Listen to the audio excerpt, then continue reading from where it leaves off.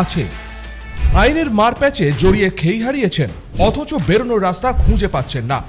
আমরা আছি আপনাদের সাথে। আইনের ৭-১৭ নিয়ে আমরা হাজির হচ্ছি। আইনি বিশেষজ্ঞদের পরামর্শ পেতে নজর রাখুন লিগ্যাল 99-এ। বিশিষ্ট আইনজীবীদের নিয়ে লাইভে আসছি আমরা। নজরে রাখুন 99 নিউজ বাংলা।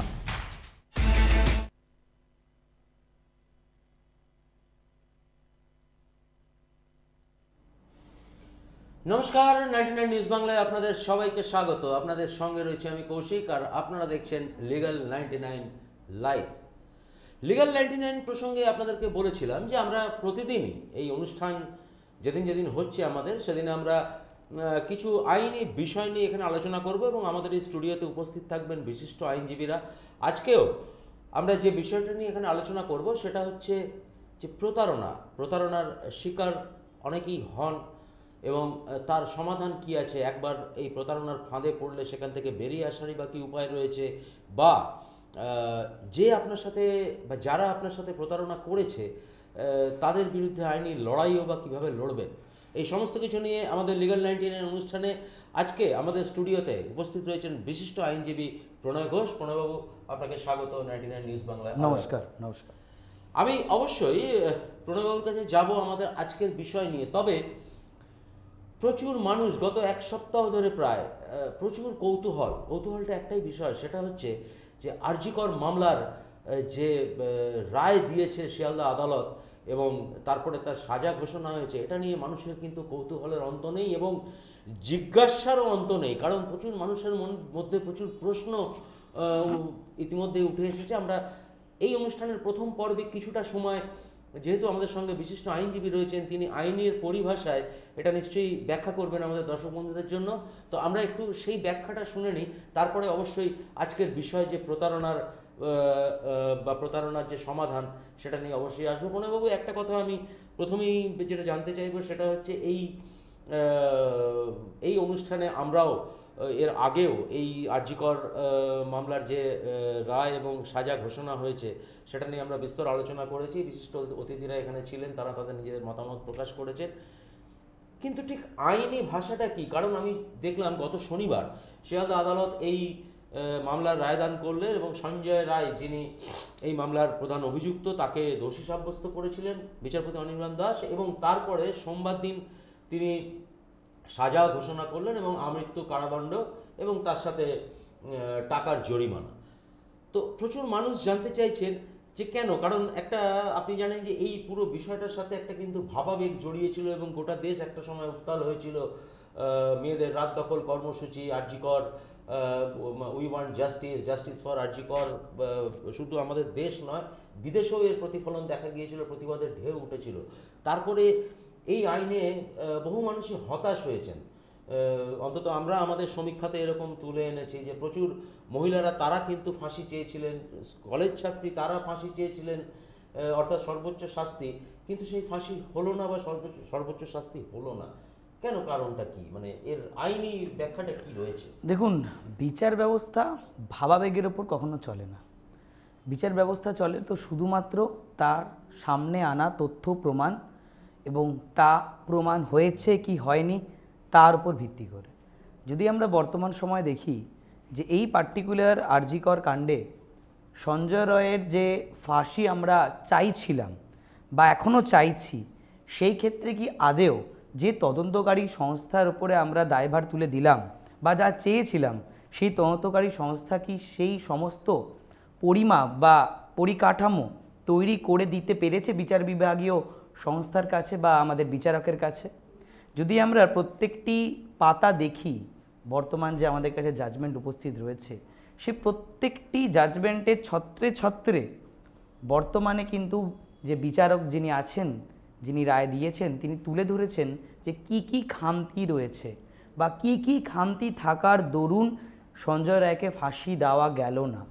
কোনো কেস তখনই তাকে, কোনো কেসে কাউকে অ্যাকিউজকে ফাঁসি দেওয়া যেতে পারে যখন সেটি রেয়ারেস্ট অফ রেয়ার কেস হবে।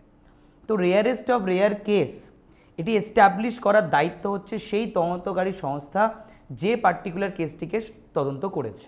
তা আমরা এই কেসে যদি দেখি, সঞ্জয় রায়ের প্রথম দিন থেকে এবং শেষ দিন পর্যন্ত আমরা যখন প্রথমেই আমাদের শুরু হলো তদন্ত করা, সেই তদন্ততে দেখলাম রাজ্য পুলিশের খামতি থাকার দরুন অনেকে অভিযোগ করলেন রাজ্য পুলিশের খামতি রয়েছে, সেই কারণে সিবিআই চাওয়া হলো এবং ধীরে ধীরে এটাকে সিবিআইকে দেওয়া হলো। তো সিবিআই এর যে ইনভেস্টিগেটিং অফিসার আছে তিনিও যে কিছু আহামরি করে তুলতে পারলেন না তা কিন্তু এই পার্টিকুলার জাজমেন্টে প্রমাণিত হয়েছে। যদি আমরা দেখতে পাচ্ছি যে সিবিআই তার যে তদন্ত করেছেন তার প্রত্যেকটি তদন্তে খামতি রয়েছে। আমরা জাজমেন্টের প্রত্যেক পাতায় দেখতে পাবো যে বর্তমানে এই পার্টিকুলার তদন্তে বিশেষ বিশেষ জায়গা, স্টার্টিং ফ্রম সিসিটিভি ফুটেজ থেকে ফরেন্সিক থেকে শুরু করে প্রত্যেক জায়গায় যেখানে তথ্য প্রমাণ দেওয়া খুবই জরুরি এস্টাবলিশ করার জন্য যে ওই পার্টিকুলার অ্যাকিউজডের কী মেন্স রিয়া ছিল বা তার পার্টিকুলার কী ইন্টেনশনে আলটেরিয়ার মোটিভটা কী ছিল সেটা এস্টাবলিশ করার জন্য, যদিও সেটা সিবিআই সম্পূর্ণভাবে করে উঠতে পারেন, যেটাকে আমরা বলে থাকি অনেকে সার্কামস্টেন্সিয়াল চেন অফ এভিডেন্স। তো এই সার্কামস্টেন্সিয়াল চেন অফ এভিডেন্স এই আরজিকর কাণ্ডে কিন্তু কোনোভাবে ক্রিয়েট করে উঠতে পারেনি সিবিআই, যার ফলে কি হয়েছে বিচারকের পক্ষে কখনোই তাকে রেয়ারেস্ট অফ রেয়ার কেস বলে তাকে আখ্যা দিতে পারেননি। আর যদি না এই প্রিন্সিপাল তিনি এস্টাবলিশ করতে পারছেন তাহলে সেই অ্যাকিউজডকে কখনোই আমরা বলতে পারবো না যে তাকে আমরা ফাঁসি দেব। তাই বিচারক যিনি ছিলেন তিনি খুবই বুদ্ধির সাথে তাকে আমৃত্যু কারাদণ্ড দিয়েছেন এবং তারই সাথে তাকে 50,000 টাকার জরিমানা এবং স্টেট গভর্নমেন্টের উপর 17 লক্ষ টাকার ক্ষতিপূরণও তিনি দিয়েছেন। যদিও পরিবার সেটা মেনে নিতে চাননি, যদিও বিচারক সেই ক্ষেত্রেও উনি লিখেছেন যে এটা তার দায়িত্ব দেওয়া, তাতেও তার বাবা মা অভয়ার যে বাবা মা রয়েছেন তারা হয়তো বলেছেন যে আমি নিতে চাই না, তা সত্ত্বেও উনি স্পেসিফিক্যালি এখানে তুলে ধরেছেন। তো আমরা যদি জাজমেন্টটা পড়ি সেই জাজমেন্টে জায়গায় জায়গায় রয়েছে যে আমরা বা সিটিজেনদের যে বর্তমান আক্ষেপ যে তাকে ফাঁসি দিতে পারা গেল না বা তাকে ফাঁসি দিতে চায়, এই কথাটাও তিনি উল্লেখ করেছেন সেখানে যে কোর্ট কখনো কোনো ভাবাবেগের ওপর চলতে পারে না, আবেগের ওপর চলতে পারে না। কোর্ট চলবে তার সামনে রাখা তথ্য প্রমাণ এবং সেই তথ্য প্রমাণ প্রমাণিত হওয়া পর্যন্তই কোর্ট তাকে রায় দিতে পারবে বা তাকে সাজা দিতে পারবে। যতক্ষণ না তা প্রমাণিত হতে পারবে সঠিকভাবে তাকে পুরোপুরিভাবে সাজা দেওয়া যেতে পারে না। অর্থাৎ এক্ষেত্রে সিবিআই এর তদন্ত যে প্রক্রিয়া সেই প্রক্রিয়াতে তার মানে কোথাও খামতি রয়েছে? নিঃসন্দেহে এটা বলার কোনো অবকাশই নেই যে সিবিআই যতটা আমরা বর্তমান কেসের সমস্ত কেসেই দেখছি যে সিবিআইকে আমরা যতটাভাবে বিশ্বাস করে উঠছি নর্মাল নিজেদের রাজ্য পুলিশের থেকে বা যে কোনো রাজ্য পুলিশের থেকেই, যে সিবিআই একটি স্পেশাল একটি কেন্দ্রীয় তদন্তকারী দল, তারা হয়তো বিশেষভাবে তদন্ত করবে, তাদের কাছে স্পেশাল ইকুইপমেন্টস রয়েছে, কিন্তু সেই ক্ষেত্রে আমরা দেখতে পাচ্ছি কিন্তু বর্তমানে অধিকাংশ কেসই সিবিআই তা করে উঠতে পারছেন না এবং তাদের কাছ থেকে যে আমাদের একটা আশা, সেই আশা কিন্তু সিবিআই পূরণ করে তুলতে পারছে না, তা প্রমাণিত হয়ে গেছে এই আরজিকর কাণ্ডে।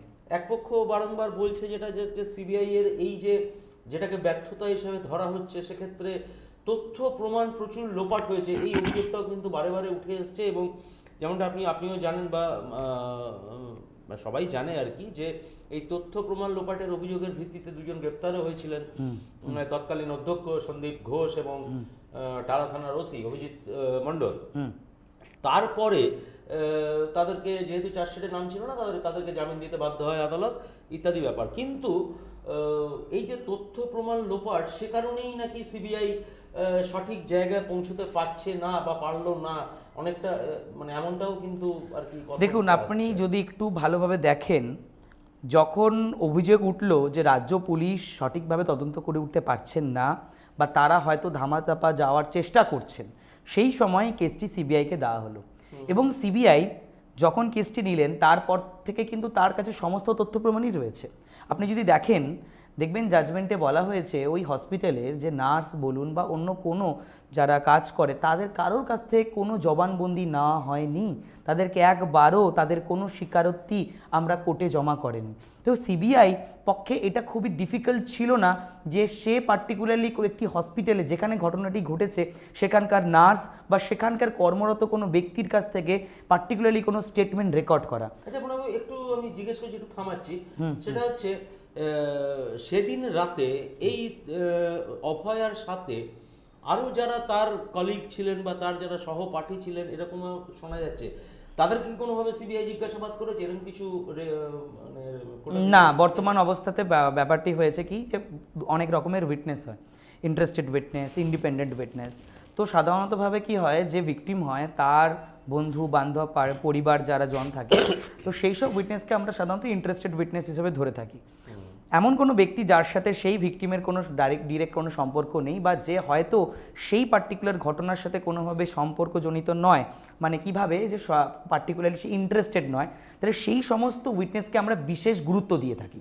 যেমন ধরুন কোনো জায়গায় কোনো ঘটনা ঘটছে, আর সেই ঘটনাক্রমে পাশ দিয়ে কেউ যাচ্ছে, বা সেই ঘটনায় সে সরাসরি যুক্ত না থাকার দরুন সে হয়তো দাঁড়িয়ে কোনো জায়গায় দেখছে, বা সে সেখানে কাজ করে কর্মরত কোনো ব্যক্তি, তাহলে সেই ক্ষেত্রে তার যে উইটনেসের গুরুত্ব সেটা কিন্তু অন্যান্য তার বন্ধুবান্ধব বা পরিবারের যে উইটনেস তার থেকে বেশি গুরুত্ব রাখে। যদিও সেটা সবসময়তেই হবে তার কোনো মানে নেই, কিন্তু এই কেসে বিশেষভাবে ওই হসপিটালের নার্স বলুন বা ওই হসপিটালের কর্মরত কোনো ব্যক্তি বলুন, বিশেষভাবে এই কেসে কিন্তু একটি উইটনেস হয়ে দাঁড়াতে পারত।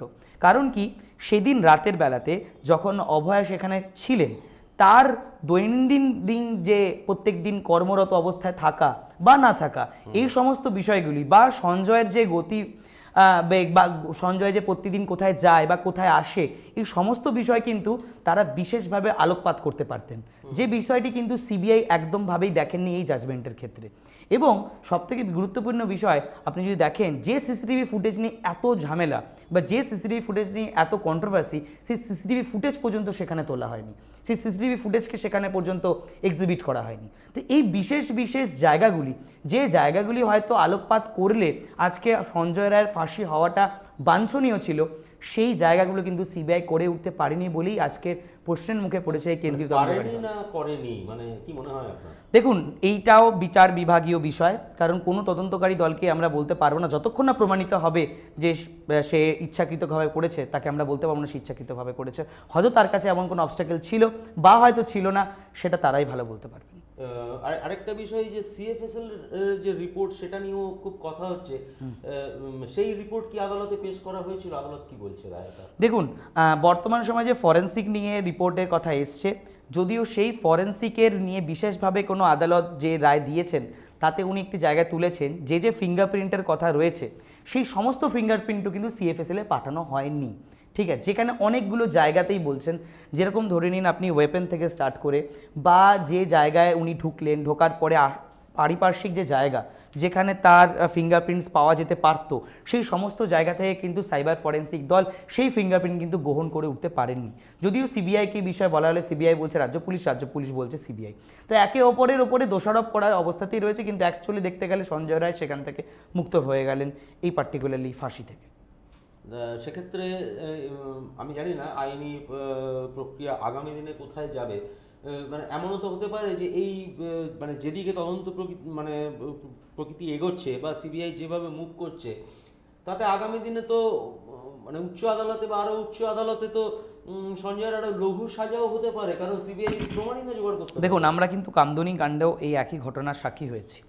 তো এই অবস্থাতে আমরা এরকম হতেই পারে, কারণ রাজ্য এবং সিবিআই উভয় পক্ষই কিন্তু হাইকোর্টের দ্বারস্থ হয়েছেন এবং হাইকোর্টে অ্যাপিল করছেন যে তার যেন ফাঁসি হয়। কিন্তু হাইকোর্ট এরকমই না যে উনি ফাঁসি চাইছেন বলেই তাকে ফাঁসি দিয়ে দেবে। হাইকোর্ট সমস্ত তথ্য প্রমাণ যা এখন পর্যন্ত লোয়ার কোর্টে জমা পড়েছে, সেই লোয়ার কোর্টে জমা পড়া সমস্ত তথ্য প্রমাণকে আবার পুনর্বিবেচনা করবেন, এবং ওই পুনর্বিবেচনায় অবস্থায় যদি হাইকোর্ট কোনোভাবে, যেহেতু হাইকোর্ট একটি সাংবিধানিক কোর্ট, এই সাংবিধানিক কোর্টের কেসে কিন্তু প্রচুর পাওয়ার থাকে। তো একটি কনস্টিটিউশনাল পাওয়ার বা বডি যখন পার্টিকুলারলি এই সমস্ত প্রমাণ দেখবেন, হতে পারে সেই সময় যদি কোর্টের মনে হয় কোনো কারণে যে সঞ্জয় রায়ের এগেনস্টে দেওয়া যে তথ্য প্রমাণ দেওয়া হয়েছে তা সঠিক নয় বা কোনো চেন ক্রিয়েট করতে পারছে না, সে কিন্তু সাজা মুকুবও হতে পারে। যদিও বর্তমান সময়ে যা তথ্য প্রমাণ রয়েছে তার এগেনস্টে, সেই তথ্য প্রমাণগুলো যথেষ্ট তাকে সাজা প্রমাণ মানে দোষী প্রমাণ করার জন্য। তো সেই জায়গা থেকে আমরা দেখতেই পাচ্ছি যে হয়তো তার ফাঁসি হবে কি হবে না সেটা কোর্টই বলতে পারবে, তবে আমরা আশা করছি তার সাজা মুকুব হওয়া উচিত নয় বর্তমান সময়। অর্থাৎ মারাত্মক কথা বললেন কিন্তু প্রণয়বাবু, সেটা হচ্ছে যে রিপোর্ট, যে এতদিনে পুরো চিত্রটা পরিষ্কার হলো, যে যত রিপোর্ট সেখানে যেন মানুষ যেমন বলছেন যে সিবিআই তার উপযুক্ত তদন্ত করেনি, বিভিন্ন রাজনৈতিক ব্যক্তিত্বরা বলছেন। আমি সেখানে আমরা দেখেছি যে খোদ বিজেপি নেতা দিলীপ ঘোষ, প্রাক্তন সাংসদ, প্রাক্তন রাজ্য সভাপতি পশ্চিমবঙ্গের বিজেপির, তিনি পর্যন্ত সিবিআই এর ভূমিকা নিয়ে সন্দেহ প্রকাশ করেছেন। সেই বক্তব্য আমরা দেখেইছিলাম। এবং আজকেও বিশিষ্ট আইনজীবী দুর্গাপুর আদালতের প্রণয় ঘোষ, তিনি কিন্তু সরাসরি বলছেন যে তথ্য প্রমাণ সিবিআই আদালতে হাজির করেছিল তাতে কিন্তু সঞ্জয় রায়কে ফাঁসি দেওয়ার মতো কোনো কারণ কিন্তু বিচারক খুঁজে পাননি। অর্থাৎ আবারও সেই তীরটা কিন্তু এই তদন্তকারী সংস্থার দিকেই যাচ্ছে যে সিবিআই কিন্তু যথেষ্ট তৎপর হয়নি, এমনটাই কিন্তু মনে করছেন আইনজীবী প্রণয়বাবু। আমি অবশ্যই প্রণয়বাবুকে এই বিষয়ে একটু আলোকপাত করার জন্য আপনাকে বিশেষ ধন্যবাদ জানালাম। এবারে সরাসরি লিগাল 99-এ আজকের আমাদের যে বিষয় রয়েছে প্রতারণা, সেটাতে আমরা সরাসরি চলে আসি। আমি প্রণয়বাবুর কাছে প্রথমেই প্রশ্ন করব, সেটা হচ্ছে যে একটা সময় প্রতারণা হতো, ধরুন কেউ কারোর কাছ থেকে টাকা ধার নিয়েছে বা কেউ কারোর টাকা মেরে দিয়েছে ইত্যাদি ব্যাপার। এখন আবার তার সাথে ওদের উপর বিস্ফোরণ মতো যুক্ত হয়েছে সাইবার ক্রাইম, অর্থাৎ সাইবার প্রতারণা। তো দুটো ডেফিনেটলি আলাদা বিষয়, কিন্তু যেহেতু প্রতারণা, আমরা দুটো বিষয়কেই আজকে একটু ছুঁয়ে যাব আমাদের দর্শকদের সুবিধার জন্য। আপনাদের যদি কোনো প্রশ্ন থাকে আপনারা সরাসরি আমাদের লাইভ চ্যাটের নাম্বার দেওয়া রয়েছে, সেখানে আপনারা চ্যাট করে আপনারা জানতে পারেন, বা প্রণয়বাবুর নাম্বারও চলছে আমাদের স্ক্রিনে। প্রণয়বাবুকেও সরাসরি আপনারা কিন্তু ওনার হোয়াটসঅ্যাপ নাম্বারে আপনারা জানতে পারেন, বা এই অনুষ্ঠানের পরে ওনার সাথে ফোন করেও আপনারা কনসাল্ট করতে পারেন। ধরুন প্রতারণার অনেকগুলো বিষয় হয়। ধরুন আমি একদম খুব সাধারণ জিনিস থেকে শুরু করি, সেটা হচ্ছে ধরুন দুই বন্ধুর মধ্যে এক বন্ধু আরেক বন্ধুর কাছ থেকে টাকা ধার নিয়েছে, একদম ক্যাশ, কোনো ব্যাংক ট্রানজ্যাকশন নয়, কোনো ইউপিআই দিয়ে নয়, সোজাসুজি ক্যাশ টাকা নিয়েছে, বেশ অ্যামাউন্ট টাকা, ধরে নিন 1 লাখ টাকা নিয়েছে।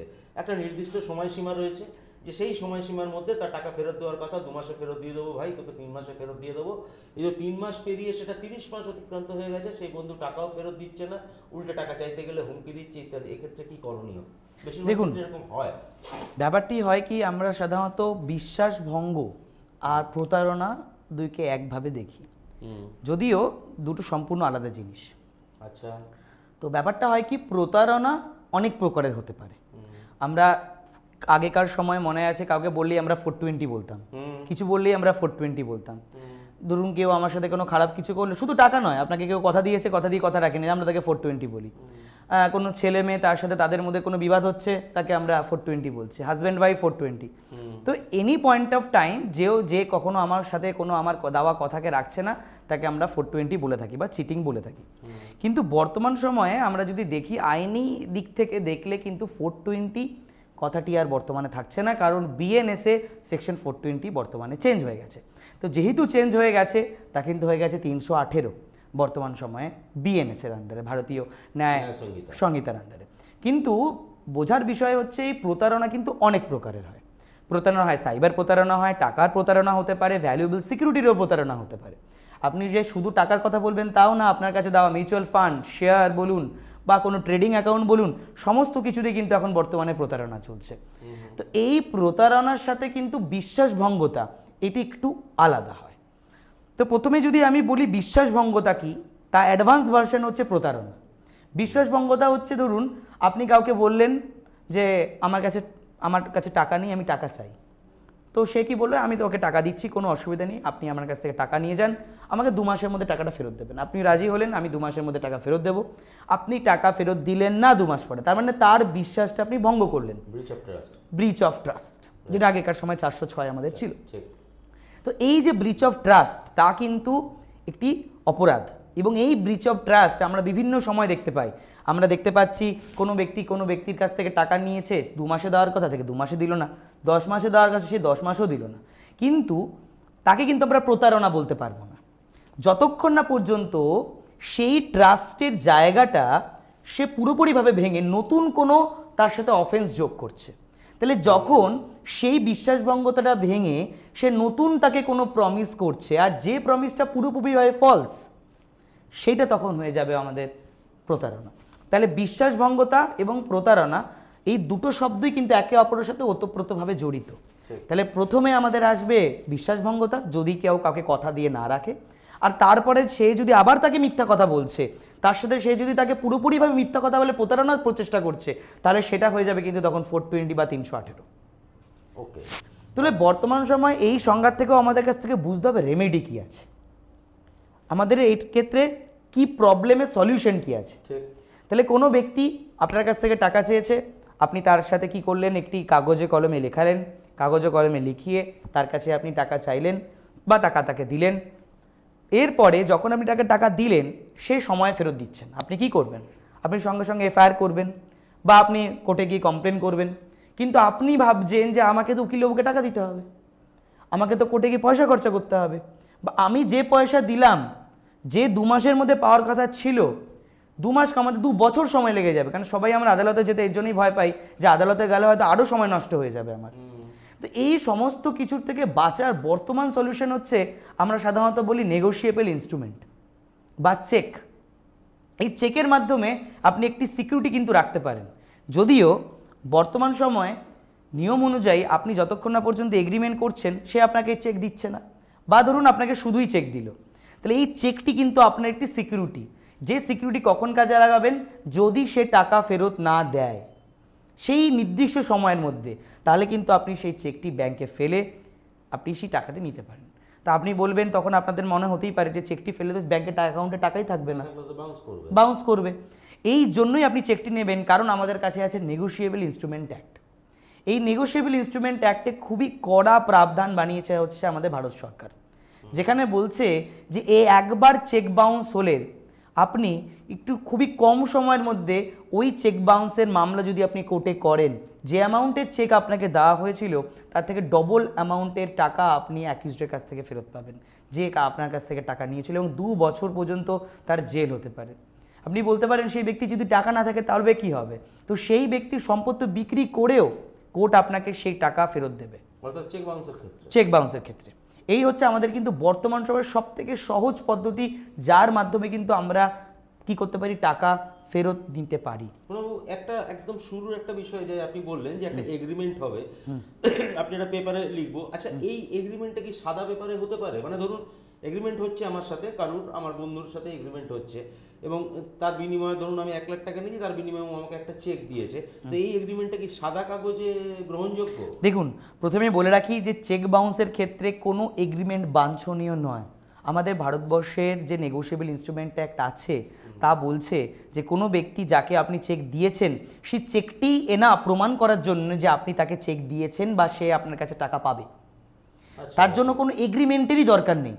তো আমাদের এই নেগোশিয়েবল ইনস্ট্রুমেন্ট অ্যাক্টে there is a complete presumption, একটা ধরে নেওয়া হয় যে কি একবার কাউকে চেক দিলেন। উদাহরণস্বরূপ আমি একটা উদাহরণ দিই এখানে, আপনারা অনেক সময় ভুলটিও করেন, যেটা নিয়ে আমি বলবো এখানে। যে ধরুন আপনি কাউকে চেক দিলেন, আপনি ইয়ার্কির ছলে কাউকে একটি চেক দিয়ে ফেললেন, 10 লক্ষ টাকার একটা চেক দিলেন, বললেন যে এটি রাখো, দরকার হলে তুমি বাউন্স করবে বা দরকার হলে তুমি নেবে। এবার সে নিজের মতো ডেট বসিয়ে বা আপনি তাকে যে ডেট দিয়েছিলেন সেই ডেটে সে বাউন্স করে নিল। কোর্ট ধরে নেবে আপনি তাকে 10 লক্ষ টাকা দেওয়ার প্রচেষ্টা করেছিলেন এবং সেই ব্যক্তি আপনার কাছ থেকে 10 লক্ষ টাকা পাবে বলেই আপনি তাকে চেকটি দিয়েছেন, তাতে কোনো এগ্রিমেন্টের দরকার নেই। এটি আপনাকে প্রমাণ করতে হবে যে সেই 10 লক্ষ টাকাটি আপনি নিতে চাননি বা সে নিজের ইচ্ছে আপনাকে দিতে চেয়েছিল, না হলে সে ধরে নেওয়া হবে ওই 10 লক্ষ টাকা তার আপনাকে দেওয়া বাঞ্ছনীয়। মানে এক কথায় যে টাকা দিচ্ছে তাকেই প্রমাণ করতে হবে যে সে টাকা দিতে চায়নি বা সে অন্য কোনো কারণে টাকা দিয়েছিল। বাকি ক্ষেত্রে এটাই সাধারণত কোর্ট ধরে নেবে, যাকে আপনি চেক দিয়েছেন যে সে টাকা পেত তাই আপনি তাকে চেক দিয়েছেন, তাকে প্রমাণ করার কিছু দরকারই নেই, যদি না আপনি প্রমাণ করে তুলতে পারেন যে আপনি সেই চেকটি টাকা ধারের জন্য না অন্য কোনো কারণে দিয়েছেন। তো এই বর্তমান লটি এতটাই স্ট্রিক্ট যে কোনো এগ্রিমেন্ট ছাড়াই কিন্তু আপনি কাউকে চেক নিতে পারেন কারো কাছ থেকে। অর্থাৎ যেমনটা প্রণববাবু জানাচ্ছেন যে কারোর কাছ থেকে টাকা ধার আপনি দিতে চাইছেন, সেক্ষেত্রে একটি সিকিউরিটি বাবদ একটি চেক আপনি নিয়ে রাখুন, যেটা পরবর্তীকালে অবশ্যই আপনাকে আইনি পথে আপনি যদি টাকা ফেরত না পান তাহলে সেক্ষেত্রে আপনাকে নিশ্চিতভাবে সহায়তা করবে। প্রণববাবু, এটা তো গেল একটা প্রসেস, এরপরে ধরুন প্রতারণা আরও বহুভাবে হতে পারে, তো সেই ক্ষেত্রগুলো যদি একটু আলোকপাত করেন। যেমন ধরুন জমি নিয়ে প্রতারণা, ধরুন কেউ বলল যে এই জমি তার যেটা মানে হয়েছে জমি, তার বিনিময়ে আমি একটা টাকা দিলাম, পরবর্তীকালে জানা গেল সেই জমি আদপই তার নয় বা সেই জমিটার প্রচুর ডিসপিউট রয়েছে। বা এক্ষেত্রে কারণ এই ডিসপিউটটাও কিন্তু প্রচুরভাবে মানুষ কিন্তু ভুক্তভোগী। দেখুন, সাধারণতভাবে আমরা জমি কেনাবেচায় কেন প্রতারিত হই এটা বোঝার আগে আপনাদের জানতে হবে নিয়ম কি। আমরা সঠিক পদ্ধতি অনেকেই ফলো করি না। ধরুন আপনি একটি জমি কিনবেন, আপনি কলকাতায় জমি খুঁজছেন, ধরুন রাজারহাটে গেছেন, আপনি জমি খুঁজছেন, তো এই একজন দালাল আপনাকে ধরুন দেখালেন, একজন এজেন্ট আপনাকে দেখাচ্ছেন যে এই জমিটি আপনি নেবেন। তা আপনি দেখলেন একদম দারুণ জমি, তার পাশে একদম বড় ফ্ল্যাট রয়েছে, আপনি ভাবছেন যে এরকম জায়গায় যদি আমার বাড়ি হয় তাহলে তো বিশাল ভালো ব্যাপার। তো এই জায়গায় আপনি এখানে একটা জমি কিনতে চাইছেন, আপনি কি করবেন, তার কাছে কি চাইবেন এবং কি করবেন, এইটাই হচ্ছে একটি পদ্ধতি। প্রথমত জমি কেনার আগে আমাদের দেখতে হবে তার কাগজ, কি কাগজ, তার পর্চা, জমির তথ্য এবং তার সাথে তার দলিল, এই তিনটি জিনিসকে আপনি ভালোভাবে মেলাবেন। এরপরে সবথেকে গুরুত্বপূর্ণ বিষয় যে জমিটি আপনি দখল করতে চাইছেন বা যেটি কিনতে চাইছেন তাতে আপনাকে দিতে হবে অ্যাডভার্টাইজমেন্ট। যে অ্যাডভার্টাইজমেন্টটি হবে একটি খবরের কাগজে যে অমুক দাগের এই পার্টিকুলার জমিটি আমি কিনতে চাইছি, তাতে কারো কোনো ক্লেম আছে কি না। এবং তারপর সেই জমির ওপর করতে হবে এগ্রিমেন্ট, এবং যেদিনকে আপনি এগ্রিমেন্ট করবেন বিক্রি করার জন্য বা কেনার জন্য যে এগ্রিমেন্টটি করছেন সেই দিনকেই ওই জমির ওপর আপনি নেবেন দখল।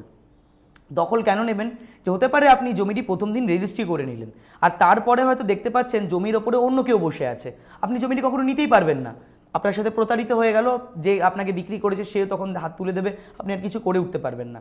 তো সেই সময় তার আগে আপনাকে করতে হবে জমির দখল নিতে হবে, এবং এই জমির দখল নেওয়ার পরেই আপনি জমিটি কিনবেন, যাতে করে আপনার সবথেকে সুবিধা হবে কি আপনার সাথে প্রতারণার সম্ভাবনা সম্পূর্ণভাবে কমে যাবে। এছাড়াও কিন্তু অন্যভাবেও আপনি প্রতারিত হতে পারেন, ওই একই জমি ধরুন দুজনকে বিক্রি করে দেওয়া হচ্ছে, আমি এটাই বলতে যাচ্ছিলাম, এক্স্যাক্টলি প্রচুর জায়গায় হয়, ডবল পারচেজ হয়। হয়। তো এই ক্ষেত্রে আপনাকে সার্চিং করতে হবে, যেটা সব থেকে বেশি ইম্পর্টেন্ট, যে আপনি সবসময় জমি কেনার আগে একজন আইনজীবীকে দিয়ে সবসময় সেই জমির টাইটেল সার্চিং করিয়ে নেবেন, যা হচ্ছে এডিএসআর মানে যে রেজিস্ট্রি অফিসে আপনি রেজিস্ট্রি করবেন সেই রেজিস্ট্রি অফিস থেকে প্লাস বিএলআর অফিস থেকে ওই জমির পুঙ্খানুপুঙ্খ সার্চিং করে তার টাইটেল সার্টিফিকেট নিয়ে তবেই জমি কেনা উচিত। না হলে এই সময় সেই জমি কেনা মানে হবে আপনার সাথে প্রতারণা ছাড়া আর কিছুই নয়। প্রণববাবু, এটা তো গেল জমির ব্যাপার, এছাড়াও প্রতারণা আমরা দেখেছি আমাদের পেশার তাগিদে খবর করতে গিয়েও দেখেছি যে বহু জায়গায় এরকম হয় যে চাকরি দেবার নাম করে টাকা হাতিয়ে নিয়েছে, দিয়ে প্রতারণা করছে, মানে চাকরিও দিচ্ছে না, টাকাও ফেরত দিচ্ছে না, এরকম বহু ভুরি কেস হয়েছে, পুলিশ প্রতারককে গ্রেপ্তার করেছে। এক্ষেত্রে বাঁচার বা উপায় বা সমাধানের উপায়, মানে এক্ষেত্রে তো বাঁচার উপায় খুব একটা নেই, কারণ মানুষ চাকরি চায়, কাজ নেই, বেকারত্ব ইত্যাদি ব্যাপারে মানুষ একজনকে বিশ্বাস করে সেখানে টাকা দিয়ে দিল, শুধু একজন নয়, সে একাধিক লোকের কাছ থেকে টাকা জোগাড় করে যারা এরকম ধরনের প্রতারণা করার পরে আর কিন্তু সেটা হচ্ছে না। এক্ষেত্রে কি উপায় রয়েছে? দেখুন, এখানে বাঁচার উপায় বা এখানে কোনো সলিউশন নয়, আপনি নিজেই একজন ক্রিমিনাল হয়ে উঠছেন যখন আপনি কোনো সরকারি চাকরি বা বেসরকারি চাকরি টাকা দিয়ে পাওয়ার চেষ্টা করছেন। দেখুন, এই বিষয়টি অনেকভাবে পর্যালোচনা করে থাকেন, অনেকে হয়তো বলবেন, অনেক নেতা মন্ত্রী বিভিন্নজনভাবে এটাকে উপরে আলোকপাত করেছেন। কেউ বলছে যে টাকা দিয়ে চাকরি করা খুব ভালো, আমার তো টাকা দেবো চাকরি নেব, কী অসুবিধা আছে। অনেকে বলছেন না, এতে কোনো অসুবিধা নেই বা অসুবিধা রয়েছে। আপনি যদি খুব বিশেষভাবে আইনি দিক দিয়ে দেখেন, টাকা দিচ্ছেন চাকরি করার জন্য, আপনি যে আমি এখানে চাকরি করবো, আমি টাকা দিলাম, এটি আপনি যখন টাকাটা দিচ্ছেন তখনই আপনি একজন নিজেই ক্রিমিনাল হয়ে উঠলেন, নিজেই একটি ক্রাইম করলেন, বা আপনাকে আশ্বাস দেওয়া হচ্ছে যে এখানে একটা চাকরি পাওয়া যেতে পারে।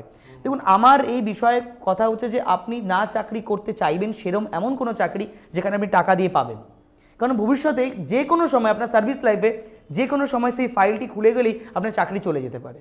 আপনি ধরুন 30 বছর 20 বছর চাকরি করলেন, আর সেই চাকরি করার পর আপনার ছেলে আছে, বাচ্চা আছে, সে স্কুলে পড়ে বা কলেজে পড়ছে, পরের বাড়ি সেমিস্টার ফি দিতে হবে, আপনার কাছে হাইকোর্ট তাকে বললো সমস্ত টাকা ফেরত দিন, আপনার চাকরিটা চলে গেল। সেই ছেলেটি বা আপনার স্ত্রী বা আপনার পরিবারে থাকা সমস্ত জনের উপর যে কি সেই সময় সাইকোলজিক্যাল প্রবলেম চলবে বা আপনি তখন কি ভাববেন, সেটা হবে আরও খারাপ। তো আমার মতে বলে এরকম কোনো চাকরি করা উচিতই নয় যেখানে টাকা দিয়ে চাকরি পাওয়া যেতে পারে। সেই সমস্ত প্রতার বা আমাদের সমস্ত ফাঁদ থেকে আমাদের দূরে থাকা উচিত, বিশেষভাবে সরকারি চাকরি যদি তা হয়ে থাকে। অর্থাৎ কেউ টাকা যদি দিয়ে থাকে তাহলে মানে ধরুন সেই অপরাধটা করে ফেলেছে, অভাবের তাগিদেই হোক বা অতি উৎসাহের তাগিদেই হোক যে আমি একটা ভালো চাকরি পাবো, এই অপরাধটা করে ফেলার পরে সে বুঝতে পারছে সে প্রতারিত, সেক্ষেত্রে তাকে সম্পূর্ণভাবে ইমিডিয়েটলি তাদেরকে যেতে হবে থানাতে। যে ব্যক্তি বা যারা সাধারণত তাকে প্রতারণা করে টাকা নিয়েছেন তাদের বিরুদ্ধে কমপ্লেন করতে হবে। কমপ্লেন করে তাকে ইমিডিয়েটলি একটি লিখিত কমপ্লেন তাকে দিতে হবে হচ্ছে থানাতে। যদি তাকে আমি ইনফরমেশন বলে থাকি, লিখিত ইনফরমেশন থানাতে দেওয়ার পর সেই ব্যক্তির নামে কোর্ট তাদেরকে বা পুলিশ তাদের বিরুদ্ধে যথাযথ ব্যবস্থা নেবেন। আমি আরেকটা বিষয়, এই যেহেতু প্রতারণা নিয়েই চলছে আমাদের বিষয়টা, আমি আরেকটা বিষয় একটু ছোট্ট করে জানতে চাইছি, সেটা হচ্ছে যে অনেক সময় অনেক কনজিউমার গুডস সেটা কিনতে গিয়েও কিন্তু মানুষ প্রতারিত হচ্ছে। ধরুন এক্সপায়ারি ডেট পেরিয়ে যাচ্ছে, কারণ মানে আমার তো মনে হয় মানে 90% মানুষই বাজার থেকে যখন জিনিস কেনে তারা কখনোই ঘুরিয়ে এক্সপায়ারি ডেট দেখেন না। হয় বাড়িতে এসে খোলার পরে সেটা দেখলো, বা কোনো একটা জিনিস কিনে আনলো, তার থেকে কোনো বাজে স্মেল বেরোচ্ছে, দেখলো, দেখি এক্সপায়ারি ডেটটা কবে, এই জিনিসটা হয়ে থাকে। সেক্ষেত্রে উপায়? দেখুন, প্রথমেই বলবো যে আপনি যখন কোনো কনজিউমার ডিউরেবল গুডস নিচ্ছেন বা যে কোনো সার্ভিস আপনি নিচ্ছেন, অ্যাভেল করছেন, এই সমস্ত জায়গাতেই আপনার সাথে কিন্তু বিভিন্ন সময় কিন্তু বিভিন্ন রকমের ডেফিসিয়েন্সি হতে পারে বা আপনার সাথে আনফেয়ার ট্রেড হতে পারে, যেটাকে আমরা লয়ের ভাষায় বললাম, বা এক কথা আপনার সাথে প্রতারণা হতে পারে। সেই সমস্ত ক্ষেত্রে কিন্তু আপনার কাছে উপায় রয়েছে কি, যে র্যাপার্স বা যে পার্টিকুলার আপনি দেখতে পাচ্ছেন যে কাগজটির ওপরে লেখা রয়েছে তার এক্সপায়ারি ডেট পেরিয়ে গেছে, সেটাকে সবসময় সংরক্ষণ করে রাখা, এবং সংরক্ষণ করে রাখার পর তা কনজিউমার ডিসপিউট রিড্রেসাল ফোরাম আছে, যা এখনকার সময় আমরা কমিশন বলে থাকি, ঠিক আছে? তো ডিস্ট্রিক্ট কমিশনে বা স্টেট কমিশন বা ন্যাশনাল কমিশন, এই 3 রকমের কমিশনে আপনি সরাসরি যেতে পারেন এবং সেই কমিশনে গিয়ে আপনি কমপ্লেন করতে পারেন সেই পার্টিকুলার সংস্থার বিরুদ্ধে, এবং সেই সংস্থার বিরুদ্ধে যথাযথ তদন্ত করার পর কমিশন কিন্তু তাদের বিরুদ্ধে অর্ডার করবে আপনাকে ক্ষতিপূরণ এবং যে আপনার পার্টিকুলার লস হলো সেই লসের পুরোপুরি হার্জানা দেওয়ার জন্য। তো এই পার্টিকুলার ম্যাটারগুলোকে আমাদের মাথায় রাখতে হবে যে যদি কোনোভাবে এরকম কোনো জিনিস আপনি কিনছেন না, তা এক্সপায়ার হয়ে গেছে, বা কোনো সার্ভিস অ্যাভেল করেছেন যা আপনার কথা মতন হয়নি, আপনি ইমিডিয়েটলি সেই সময় ইমিডিয়েট কমপ্লেন করতে পারেন ডিস্ট্রিক্ট কনজিউমার রিড্রেসাল কমিশনে বা স্টেটে বা ন্যাশনালে। এটা যদিও 3 রকমের আমাদের ক্যাপ আছে, জুরিসডিকশন আছে, মূল্য অনুযায়ী আমরা তা ভাগ করে থাকি, 50 লাখ, 1 কোটি এবং 1 কোটির ওপরে। এই অনুযায়ী আমরা 3টে ভাগ করি। যদি 50 লক্ষ টাকা পর্যন্ত হয় তাহলে সেই ক্ষেত্রে আমরা চলে যাই হচ্ছে ডিস্ট্রিক্টের কাছে, ডিস্ট্রিক্ট থেকে তারপর আমরা চলে যাই স্টেটের কাছে এবং স্টেট থেকে ন্যাশনালের কাছে। তো এই 3 রকম পদ্ধতির মাধ্যমে কিন্তু আমরা সরাসরি যেতে পারি হচ্ছে কমপ্লেন করার জন্য। না, সেক্ষেত্রে একটা বিষয় সেটা হচ্ছে যে এই যে মানুষ গিয়ে অভিযোগ জানাবে, যেটা আমরা কনজিউমার ফোরাম বলে থাকি, সেখানে গিয়ে যে অভিযোগ জানাবে এবং তারপরে যে প্রক্রিয়াটা, এটাতে তো যে আর কি ভুক্তভোগী মানে তারও কি এক্ষেত্রে কোনো পয়সা কড়ি খরচ হওয়ার সম্ভাবনা আছে? দেখুন, এখন বিষয় হচ্ছে, এই বিষয়ে আমি বলতে চাই, অনেকে জানেন কিনা জানি না, যে এখন কিন্তু সম্পূর্ণ ম্যাটারটি অনলাইন।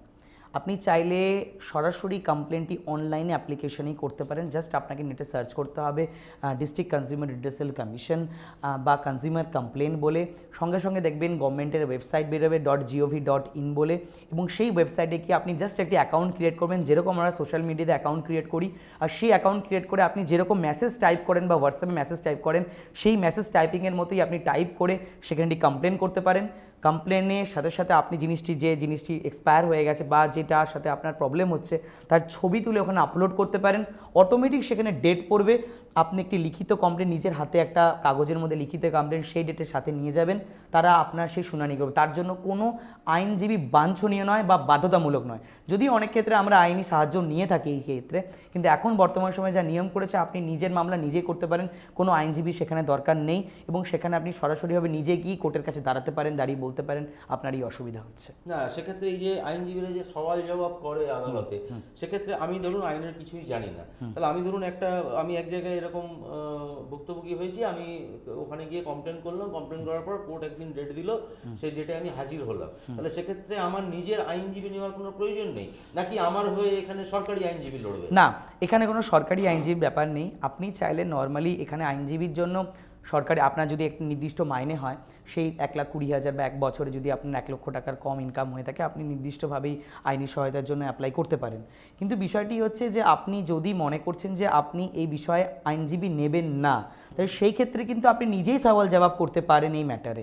এখানে এরকম নয় যে আইনজীবী ছাড়া আপনার কেস শোনা হবে না। তো আইনজীবী নেবেন কি না নেবেন তা সম্পূর্ণ আপনার ওপরেই ডিপেন্ড করছে যিনি মামলা করছেন। অনেক ক্ষেত্রে আমরা দেখতে পাচ্ছি এখন ডিস্ট্রিক্ট কনজিউমার রিড্রেসাল কমিশনে বা স্টেটেও সাধারণত দেখতে পাই অনেক ব্যক্তি নিজের মামলা সম্পূর্ণ নিজেই করতে চাইছেন, তারা হয়তো আইনজীবীর যে পারিশ্রমিক তা হয়তো দিয়ে উঠতে পারছেন না। তো সেই ক্ষেত্রে আপনার কাছে অপশন রয়েছে। এবার হ্যাঁ, অফকোর্স এই বিষয়ে কোনো অবকাশ নেই যে আইনজীবীরা বিশেষভাবে আইন বোঝেন এবং তারা ক্রস বা যদি ধরেন আপনি চিফ কীভাবে নিতে হবে তারা জানেন। তো সেই ক্ষেত্রে আপনি সাহায্য নিতে পারেন, যদি মনে করছেন না আপনার দরকার নেই তো আপনি নিজেও করতে পারেন। আচ্ছা প্রণববাবু, একটা বিষয়, ধরুন একজন লোক প্রতারিত হলো, এরকম একটা কনজিউমার একটা জিনিস কিনে, ধরুন জিনিসটার দাম 100 টাকা, আমি মানে উদাহরণ বশত বলছি এবং কৌতূহল বশত বলছি, কিন্তু সেটা ধরুন ব্যবহার করে কোনো শরীর খারাপ হলো না, মানে সেটা খাবার জিনিস, মানে শরীর খারাপ হলো না, কিন্তু বা ধরুন জিনিসটাতে একটা বাজে স্মেল আসছে, আমি এক্সপায়ারি ডেটটা দেখলাম যে এটা এক্সপায়ার্ড হয়ে গেছে, আমি গেলাম, জিনিসটার দাম বেশি কিছু নয়, মাত্র 100 টাকা। তাহলে সেক্ষেত্রে এর আদালত তদন্ত করবে, এক্ষেত্রে সর্বোচ্চ সাজা কি, বা সে কি কত টাকার ক্ষতিপূরণ পেতে পারে? দেখুন, ক্ষতিপূরণ ব্যাপারটা বুঝতে হবে অধিকার থেকে, যে আপনার অধিকার কি আছে, আর সেই অধিকার ভঙ্গ হলে আপনি কত টাকা চাইবেন তা আপনার ওপরে, এবং কোর্ট কত টাকা দেবে সেটা কোর্টের ওপরে। বিষয় হচ্ছে কি, ধরুন আপনি যাচ্ছেন একটি জিনিস কিনতে, আপনি জিনিসটি কিনলেন, জিনিসটি আপনি চাইলেন হয়তো যে আমার লাল কালারের জিনিস চাই, রেড কালার, আপনি রেড কালারের না পেয়ে ঘরে এসে দেখলেন সেটা পিঙ্ক, এবং আপনি আপনার লস কিন্তু সাবস্টেনশিয়াল লস কিন্তু বা ড্যামেজ কিছু নেই না, কিন্তু আপনি চেয়েছিলেন তো রেড, পেয়েছেন পিঙ্ক, তো তার মানে কি আপনি যেটা চেয়েছেন আর যেটা পেয়েছেন তার মধ্যে কিন্তু ডিফারেন্স আছে। তার মানে ডিফারেন্স হওয়াতে কি আপনার ইচ্ছের ড্যামেজ হলো, আপনার ইচ্ছের ড্যামেজ মানে লিগ্যাল ড্যামেজ। আর যেখানে আইনি ক্ষতিপূরণ মানে ক্ষতি হবে সেখানেই আপনি ক্ষতিপূরণ চাইতে পারবেন, তার জন্য অ্যাকচুয়াল ক্ষতি হওয়ার কোনো দরকার নেই। আচ্ছা, এটা একদমই তাই। তার মানে কি আমরা বিভিন্ন জায়গায় কিন্তু এটা দেখতে পাই বিভিন্ন সময়, যে কোনো জিনিস আমি কিনে ঘরে এনেছি, সেটা কনজিউম করার আগেই কিন্তু আমি তার এক্সপায়ারি ডেট দেখতে পাচ্ছি সেটা এক্সপায়ার্ড হয়ে গেছে। তার মানে কি সে যে পার্টিকুলার দোকানদার যে আপনাকে জিনিসটি বিক্রি করলো সে আপনার সাথে প্রতারণা করলেন।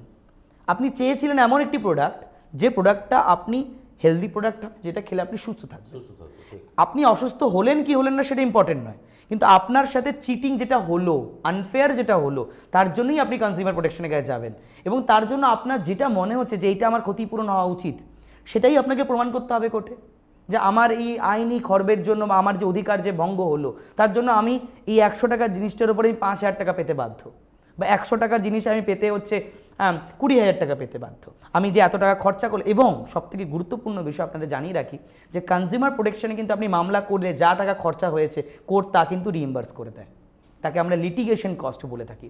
এই লিটিগেশন কস্ট কিন্তু সম্পূর্ণভাবে কোর্ট কিন্তু আপনাকে রিইম্বার্স করে দেবে যদি আপনার মামলা সঠিক হয়ে থাকে। তো কনজিউমার কমিশন কিন্তু তখন সেই ক্ষেত্রে পুরো টাকা আপনাকে ফেরত দিতে বলা হয়। সেক্ষেত্রে আমি যদি কোনো আইনজীবী নিই সে আইনজীবী খরচাটাও আপনি ফেরত পেয়ে যাবেন। সাধারণত ওর জন্যই আমরা আইনজীবী নিয়ে থাকি, যে আইনজীবীর খরচাটাও আমরা লিটিগেশন কস্ট হিসেবে তুলে আনতে পারবো, যদিও সেটা necessary cost, not the unnecessary cost and all those things. ঠিক, আমাদের অনুষ্ঠান একেবারেই শেষের দিকে, তবে এই যখন এটা নিয়ে আলোচনা হচ্ছে তখন আমি জানি আরেকটা বিষয় জানি যে এটা মেডিসিনের ক্ষেত্রে কি হতে পারে। ধরুন মেডিসিন এরকম কোনো দোকান থেকে আমি নিয়ে এসেছি, সেটার এক্সপায়ারি ডেট পেরিয়ে গিয়েছে, দেখুন পরে জানতে পারলাম। একদমই তাই, মেডিসিন বলুন বা যে কোনো কনজিউমার গুডস বলুন, আপনারা সব সময় মাথায় রাখবেন যে আপনি যে দোকান থেকে কিনছেন সেই দোকান বা যে ম্যানুফ্যাকচার করছে তার এগেনস্টে সরাসরি মামলা করতে পারেন। নট অনলি ওষুধ, আপনাদের জানিয়ে রাখি, আপনি ধরুন হসপিটাল গেছেন, হসপিটালেও আপনার ক্ষেত্রে সার্ভিস দেওয়া হয়নি, আপনি বাইরে ঘন্টার পর ঘন্টা বাইরে দাঁড়িয়ে রয়েছেন, আপনাকে ভর্তি নেবে বলে দাঁড় করিয়ে রেখে দিয়েছে, আপনি হসপিটাল এগেনস্টেও কেস করতে পারেন।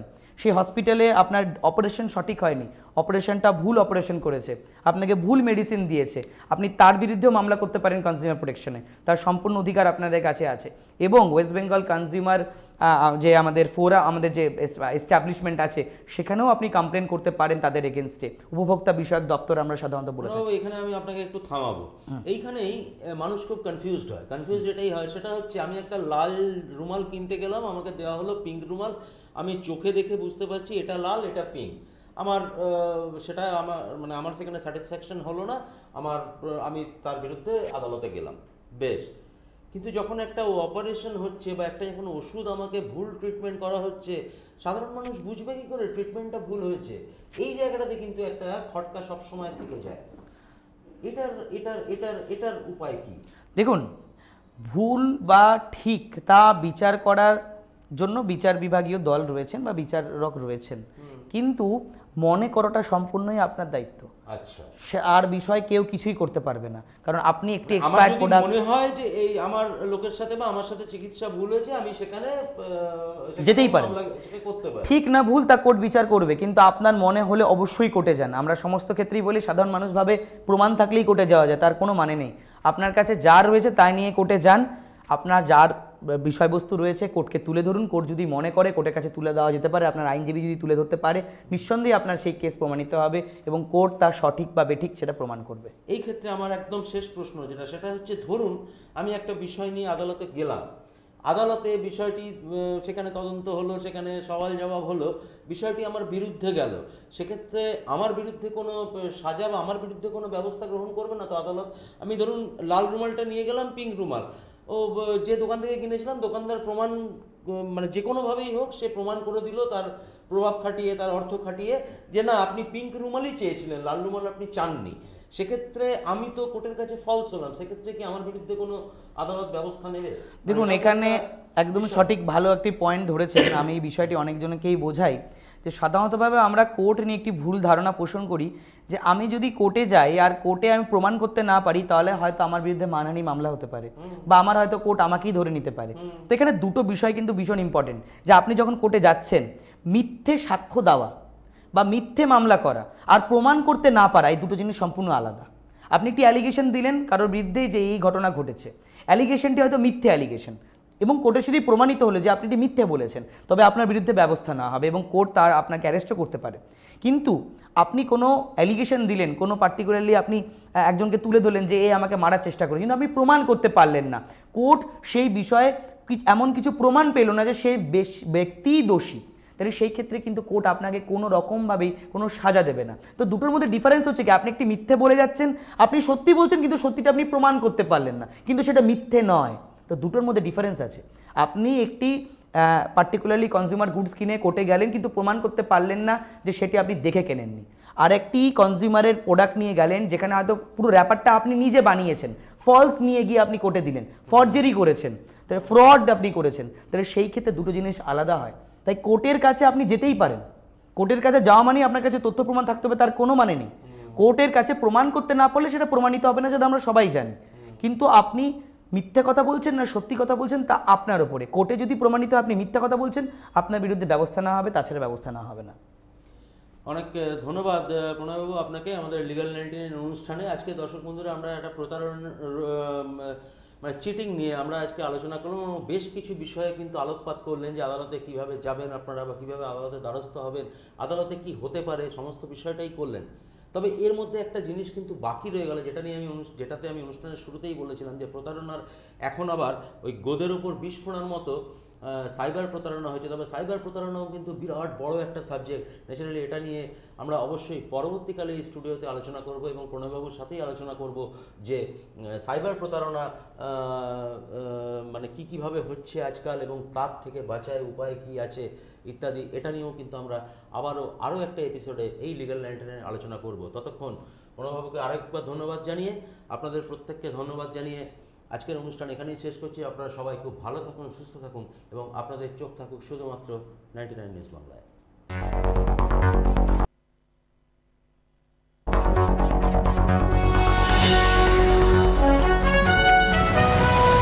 আপনারা দেখছেন 99 নিউজ বাংলা।